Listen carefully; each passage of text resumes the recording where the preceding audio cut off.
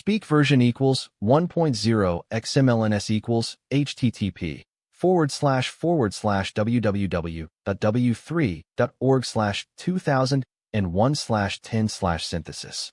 XMLNS. MSDTS equals https://www.w3.org/2001/MSDTS Lang equals NUS. Voice name equals NUS Neural. MSDTS.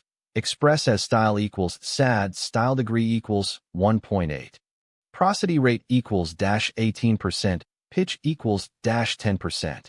I am 76 years old. My husband of 55 years, Bob, died last year from prostate cancer. We've been married since I was 21 and he was 23. We've got 2 kids, 3 grandkids, and 1 great-grandchild. Or at least we did until Bob walked out the door for the last time, on December 7th.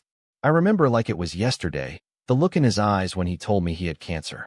It was as if he'd been punched in the gut. I thought to myself, this is just a minor setback. We'll get through this together. We were 75 and 73 years old, after all. We'd raised our kids, worked hard, traveled the world. What was a little cancer between us? Nowhere in my research, my consultations with doctors, or the many support groups I joined did this come up. The possibility that my husband could die within a year. Nobody told me this. I was completely wrong about everything. Looking back, I recall my first question to the oncologist. Will he be okay? And the oncologist's response. We'll fight this with every treatment available, but. The but hung in the air like a specter. I'm ashamed to admit, I didn't really hear the rest. I just wanted to hear that he was going to be all right. I've got a master's degree, for crying out loud. I should have known better. But the cancer spread fast. It was like it had a mind of its own. And with every passing day, Bob grew weaker. The treatments took a toll on his body. The pain medication made him drowsy. We lost our spark. The laughter, the adventures, the late-night conversations about our dreams, all gone. Replaced by medication schedules, doctor visits, and the occasional fight over who got to control the TV remote. It was during one of those fights that the pain became too much. He broke down in front of me, tears streaming down his face, asking to be left alone. And I, this woman who'd been his rock, his best friend, his wife, left him alone. I didn't know how to comfort him. I didn't know how to be strong anymore. They lied to us, every single one of them. The doctors, the nurses, the social workers, they promised us there was hope. They told us the latest treatments would extend his life, but they never told us the whole truth, that this disease was a ticking time bomb, waiting to claim what little time we had left.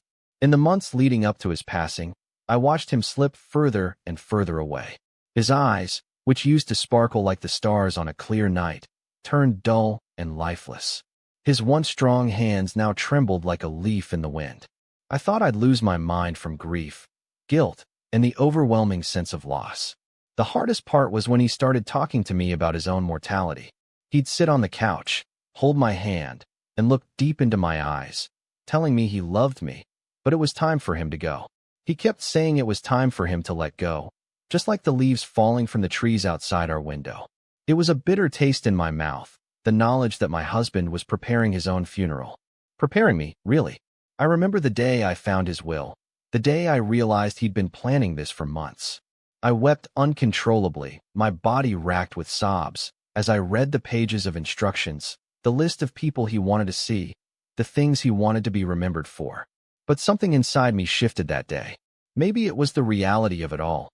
Maybe it was the thought of being left behind. Whatever it was, it made me pause and take a hard look at my own mortality. It's funny, isn't it? People talk about the passing of time as if it's a distant concept. They promise they'll live a long, happy life. And then suddenly, one day, they're gone. But time is merciless, unforgiving.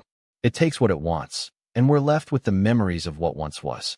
Looking back, I realize I lived a life based on what others told me I should be, a wife, a mother, a grandparent. But I never really lived, never really listened to my own heart. I let society dictate my path, and in the process, I almost lost myself. As I sit here now, writing these words, I'm filled with a sense of regret, but also of gratitude. I'm grateful for the time I had, for the love I shared, and for the lessons I learned. And I'm grateful for this moment, to finally speak the truth, to finally let go of the pain and the guilt. If you're reading this, please know that you're not alone. I know the pain, the struggle, and the loss. I've been there, and I'm still here. We all will face our own mortality one day, and we all will have to come to terms with it. In the end, it's not about the years we have left, but about the time we make the most of. It's not about the pain we inflict on each other, but about the love we share. It's not about the fears we face, but about the strength we find in each other. If this reached your heart, please subscribe. I still have things to say, stories to tell, lessons to share. /prosody, /mstts, express as, /voice, /speak.